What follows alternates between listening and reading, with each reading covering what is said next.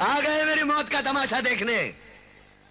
अब मुझे लटका देंगे, जुबान ऐसी बाहर आएगी, आंखें बाहर आएगी, थोड़ी देर लटकता रहूंगा, फिर ये मेरा भाई मुझे नीचे उतार देगा, फिर आप चर्चा करते घर चले जाओगे, खाना खाओगे, सो जाओगे।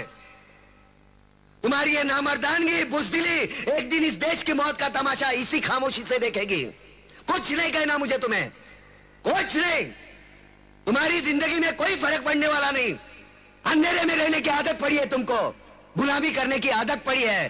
पहले राजा महाराजाओं की गुलामी की, फिर अंग्रेजों की, अब